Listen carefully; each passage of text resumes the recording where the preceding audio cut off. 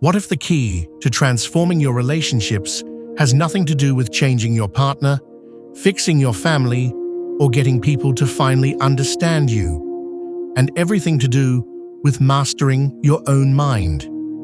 We love deeply, but we also cling tightly.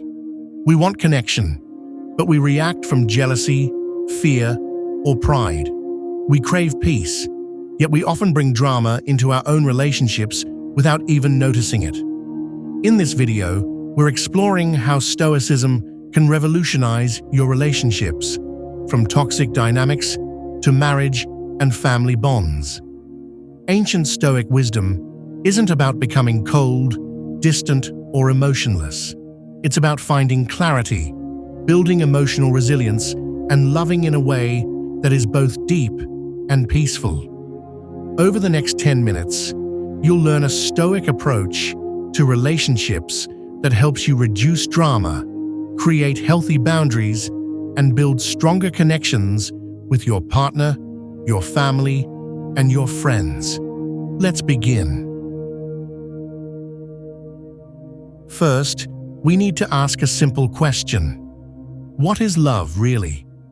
Most of us confuse love with possession. We think loving someone means needing them, owning them, or having them behave exactly the way we want.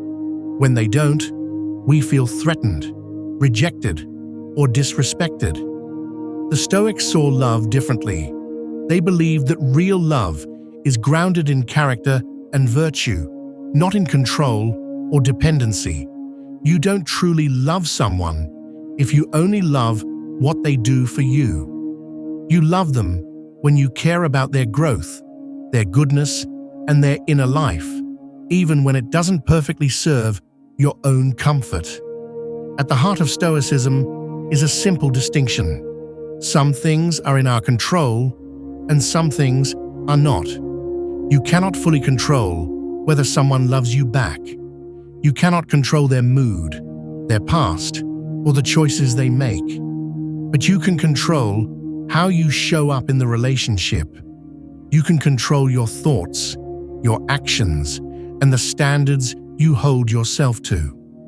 This is where the Stoic approach to relationships begins, not with, how do I get them to change, but with, how can I become the best, most loving, most grounded version of myself, no matter what happens? That doesn't mean becoming emotionally distant. It means loving deeply without clinging. It means caring for someone while also respecting their freedom and your own. Instead of chasing constant reassurance, you cultivate inner stability. In practical terms, this Stoic philosophy of relationship says, I will love you, but I won't try to own you. I will care for you, but I won't abandon myself. I will show up fully, but I'll remember that your thoughts and actions are yours, not mine to control. This mindset alone can soften anxiety, jealousy, and the constant fear of loss that often poisons our relationships.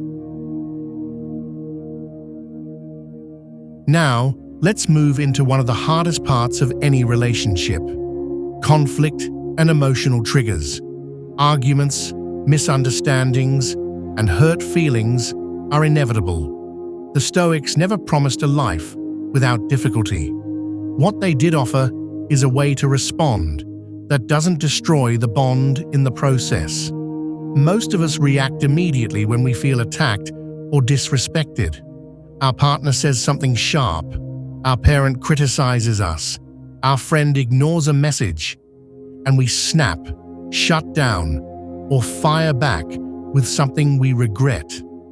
The Stoic in relationship learns to create space between the trigger and the response. When you feel that surge of anger, shame, or hurt, the first Stoic move is to pause and ask, what story am I telling myself about this? Is it really that they don't care about you? Is it really that you're not important?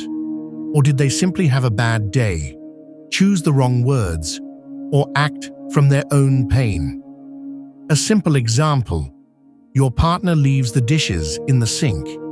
The fact is neutral. Dishes are in the sink. The story might be, they don't respect me. They expect me to clean up after them. I'm not valued. The emotion comes not from the dishes, but from the story. The Stoic approach is not to deny your feelings, but to question the story behind them. Ask yourself, is there another way to view this? What would a calmer, wiser version of me say right now? This doesn't excuse bad behavior.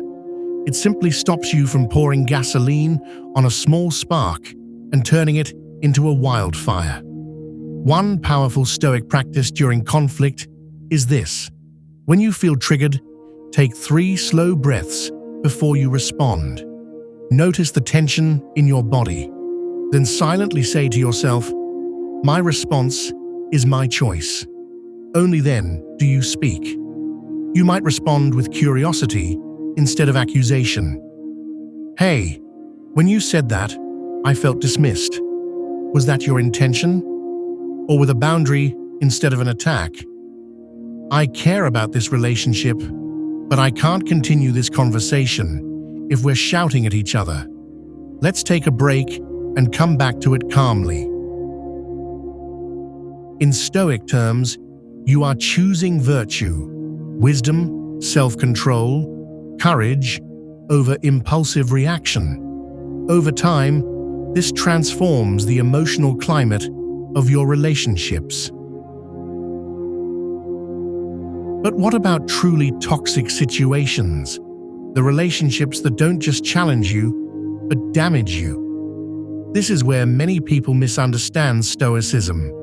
They think being Stoic means just enduring, staying silent, and accepting whatever comes. That is not Stoic. That is passive. A Stoic approach to toxic relationships begins with clear perception. First, you ask, is this really toxic, or is this a painful but normal human imperfection? No partner is perfect.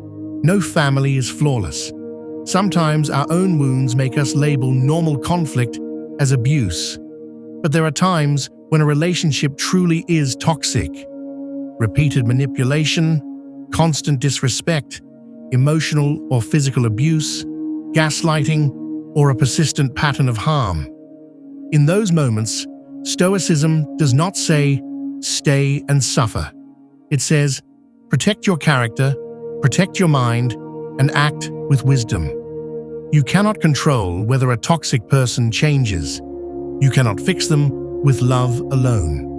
What you can control is your decision to set boundaries or to leave. A Stoic response to a toxic relationship might sound like this. I care about you as a human being, but I cannot continue to participate in this pattern. My peace, my integrity, and my safety matter. I am choosing distance, not out of hatred, but out of self-respect. This is not cold. This is courageous. The Stoic recognizes that sometimes the most loving thing you can do is step away, for your sake, and indirectly for theirs. Because enabling someone's harmful behavior does not help them grow. So when you think about toxic relationship Stoicism, think less about silent endurance and more about clear-eyed courage, honest assessment, firm boundaries, and the willingness to walk away when necessary. Now let's turn to a gentler but equally important space: long-term relationships, marriage, and family. How does Stoicism guide us here? In marriage and family life, the Stoic sees each relationship as a role, a sacred responsibility. You might be a partner, a parent, a son or daughter, a sibling, or a close friend. Each role comes with duties to show up, to support, to be truthful, to be kind, to be just. A Stoic in marriage doesn't ask only, am I happy? But also, am I being a good partner? A Stoic in family life doesn't ask only, do they understand me? But also, am I listening with patience? Am I acting with fairness? The Stoic approach to relationships, marriage, and family is built on 3 pillars. First, responsibility. You take ownership of your actions, your words, and your patterns. You apologize when you are wrong. You correct course when you've hurt someone. You don't blame your moods on everyone else. Second, acceptance. You accept that your partner or family members are imperfect human beings, just like you. You stop trying to mold them into your exact preferences. You work with who they are, not who you fantasize they should be. Third, growth.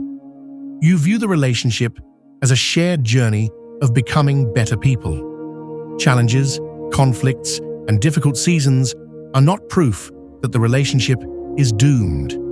They are invitations to grow together if both are willing. From this perspective, relationships become a powerful training ground for Stoic philosophy. Every disagreement becomes a chance to practice patience. Every misunderstanding becomes an opportunity to practice empathy. Every disappointment becomes a moment to practice acceptance and resilience. So how do you actually live this out, day by day? Let's end with some practical Stoic exercises you can start using in your relationships today. Exercise 1. Morning intention. When you wake up, take 1 minute to ask yourself, how do I want to show up in my relationships today? Maybe you choose patient, honest, calm, and kind. Hold those words in your mind. Imagine yourself acting that way with your partner, your family, or your friends. You are training your mind before the day happens. Exercise 2. The Stoic pause. At least once today, when you feel triggered in a conversation, do not respond immediately. Feel the emotion, name it silently. Anger, hurt, fear. Then take 3 breaths. Ask, what reaction would I regret? What response would I be proud of? Then choose the second. Exercise 3. Evening reflection. Before bed, reflect on your interactions. Ask yourself, where did I act with wisdom today? Where did I react from ego or fear? How can I do just a little better tomorrow? Don't use this to attack yourself. Use it to gently adjust your course, like a captain steering a ship. Over time, these small daily practices reshape the way you relate. Not overnight, but steadily, deeply, and quietly. Stoicism in relationship is not about becoming cold or untouchable. It's about becoming steady. It's about learning to love with clarity instead of chaos, with strength instead of desperation. You can't control every person who comes into your life. You can't control every argument, every misunderstanding, or every heartbreak, but you can control how you show up. You can choose to build relationships on wisdom, courage, justice, and self-control. When you do, something powerful happens, even if the relationship changes, ends, or challenges you. You don't lose yourself in the process. That is the gift of Stoicism in relationships. Whether you're dealing with toxic patterns, building a marriage, or trying to bring more peace into your family. If this way of seeing relationships resonates with you, and you want more ancient wisdom for the modern mind, consider staying with this journey. There is so much more we can explore together.